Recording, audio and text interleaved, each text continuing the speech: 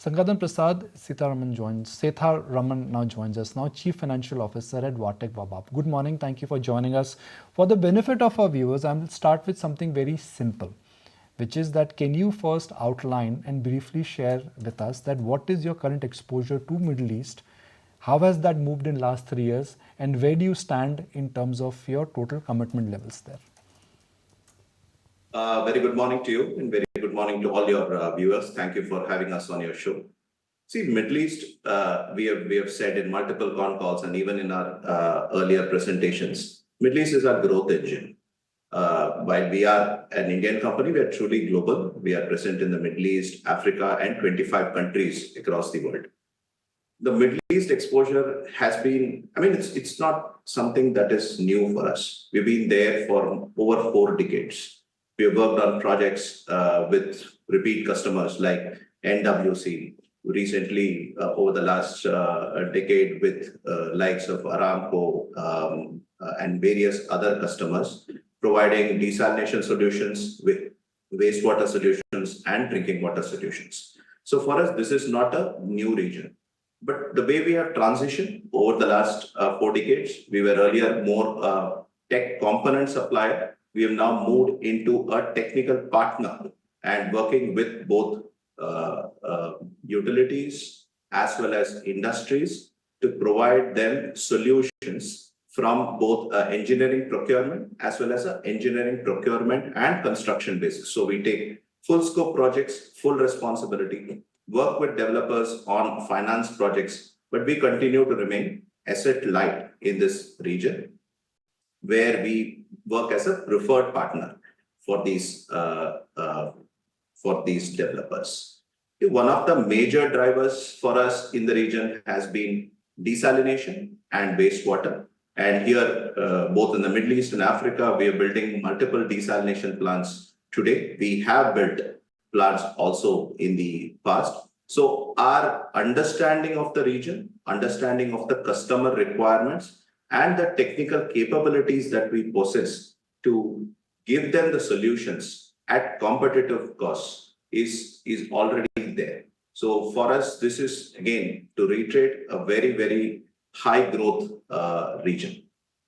Could you spell it out in numbers though, Mr. Seetharaman, as to what your, because we understand that a large chunk of your order book is outside of India. So break it up as to how much of it actually comes from the Middle Eastern region and what's the order pipeline looking like right now? So I talk more about how we have transitioned over the last 3-4 years. At least 1/3 of our revenues come from the Middle East region. If I take Middle East and Africa, it would be little more than that in terms of the business that we see.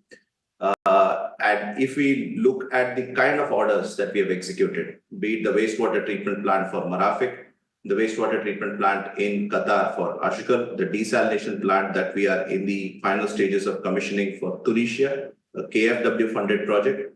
We are now building a desalination plant in Senegal. We have built effluent treatment and RODM plants for Dangote. We have a whole plethora of projects. The spectrum is very high, and this is what we have. Some of the projects that I mentioned were in the last 4-5 years of our existence in the region. Number 2, in terms of where we see this region with the Saudi Vision 2030 and various other strategy documents that has been given by the countries in the region, we see desalination, wastewater treatment and reuse as being a very, very big set of drivers in this region. If you look at the sizes of projects that we see in the Middle East, nothing less than 400-500 MLD of desalination plants, where individually, where we will be the EP or EPC partner in these projects. And we are working with the customers as well as the developers over there. Our preference will continue to be EP, but where it is an EPC, we will tie up a construction partner. So that way, we want to be a technology system integrator and not merely a contractor, because that is a low value added activity. So the sizes that we see there over the next 3-4 years, at least on a visibility, projects that are now announced are close to 3-4 billion.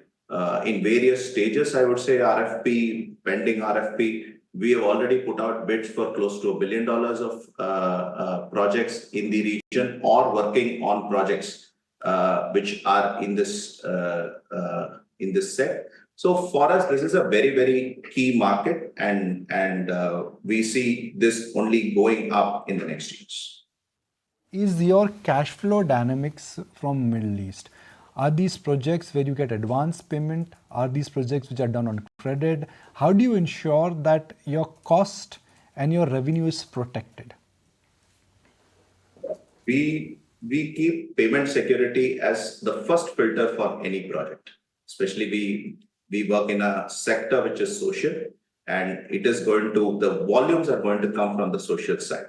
So we work only on projects where it is either multilaterally funded, or where it is federal government funded, or where we have a letter of credit. If we take the Middle East region, where we sign projects with the federal government, we have a federal government guarantee. Where we work with the industries, we work on a firm letter of credit. So for us, payment securities is the utmost importance. Now, coming to the second stage of cash flows, we've hardly had any problems in these regions in terms of collecting monies, because they value the speed and quality of delivery. So for us, cash flows are much better, and this is one of the reasons why internationally we find getting into projects is more lucrative. This also gives us a geographical risk diversification, and this is where our strategy also kind of pans out. When it comes to margins, obviously, one, the working capital helps. Second, the rich specifications of these projects help us be better. Being an Indian company, being local in our approach allows us to provide competitive solutions. So it is a good mix from all these three perspectives. These are projects where we can put EP strategy into play. Even where there is EPC, we bring our competitiveness into play. For us, these are good cash flow and very good margin regions. Seetharaman, I want to understand, you told about, capability companies such as yours definitely have. Size of the opportunity is good. How is the competitive scenario? We understand a lot of Norwegian companies or even Israeli companies are very good in this area of water management. So actually bagging the order when the tender goes out, does it come on good margins, and what kind of competitive landscape do you have to face? See, the kind of projects that are coming out in this region, being desalination, large reuse projects, or large wastewater treatment projects, the competition that we face is usually international, from the Israelis, from the French, or from the Spanish, or a very large Middle Eastern company. So we don't see very local competition coming into, because these are large, complex projects where value over price is important, number one.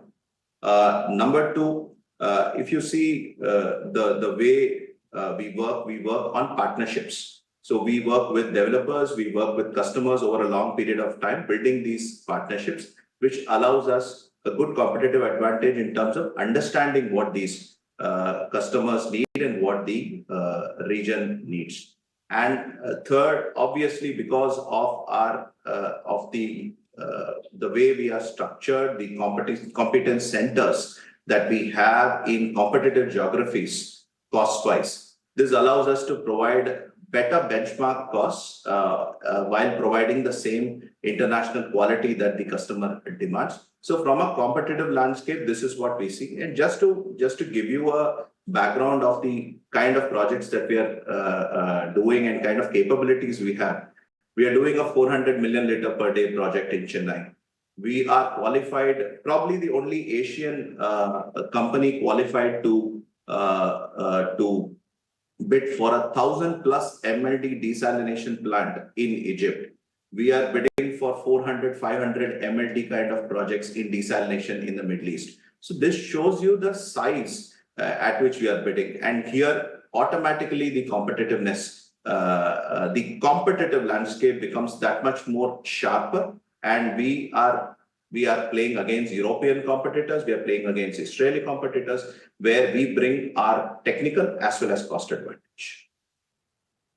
What has been your, if I just look at for VTech Wabag, the experience of what you've done, let's say in Europe, or experience of other geographies minus Middle East, that's not been a very happy hunting ground for you. That's not been a great experience. At least that's my understanding, that international business went through ups and downs. How are you confident that this Middle East business is going to be different from what has happened in, let's say, Europe? I mean, Austria is where you had business, right? If my memory serves me right. See, I track your company. I track your company. I know the data. There is, I just want to use this opportunity also to clarify that when we say international business, we are talking about international projects. So for us, companies in international regions are not something that is important. Projects in international regions. We do international projects even from India. And that is how you see today, more than 50% of our business is outside India. Middle East and Africa has been a very, very good hunting ground for us. Good cash, good margins. Europe, yes, we have seen over a period of time, the market is saturated.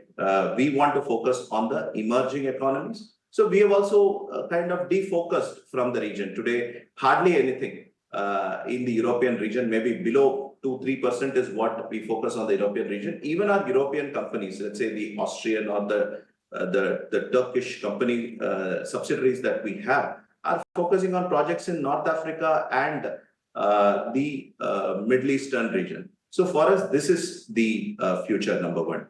And internationally, yes, it is more difficult than India in terms of the expectations of the customers, but that's the premium that we bring, right? When we are a technically superior company, the premium that we bring is that we promise delivery, we also command value. And this is what international business has shown us. And you have seen in the last 4 or 5 years, at least, if not more, how we have transitioned as a business, how more international we have gone in terms of projects, whether it is in Southeast Asia, whether it is in Middle East, whether it is in Africa. And these have been fairly good reference projects, marquee clients, good margins, good cash flows. And this is where we see that the growth is also going to come, along with the expansion in India. Final question, and this is more like a mass curiosity question. How advanced are your capabilities in terms of water filtration? I mean, tell me what you can do. Can you convert saline water, which is there in Arabian Sea, into drinking water? Where has your breakthrough moment reached? I'm just trying to understand that we all talk about water management, waste management. What has the new breakthrough been?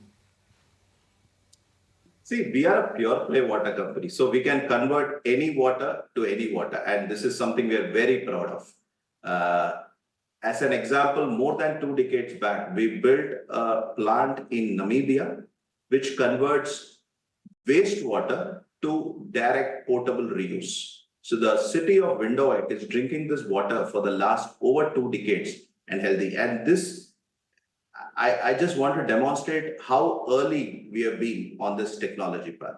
We are building desalination plants. Chennai today, we are building the largest in South Asia. So for us, what we can do is not a limitation at all. Provide us any kind of water. We have the capability, we have the technology, we have a 100-year-old experience to demonstrate this. And this is coming out now. We are a preferred partner for a lot of companies in the Middle East, in India, in Africa. We work with almost every multilateral. So this is a validation. We get a lot of repeat projects from these customers. And this is the validation for the technology we do. And we are beating international competition on our technical superiority, not merely our competitiveness.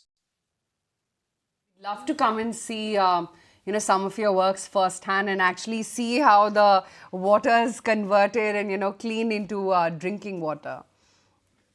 Absolutely welcome. We have one of our best projects in Chennai and also across the world. And absolutely welcome to come and see how we put technology to action and not merely in words.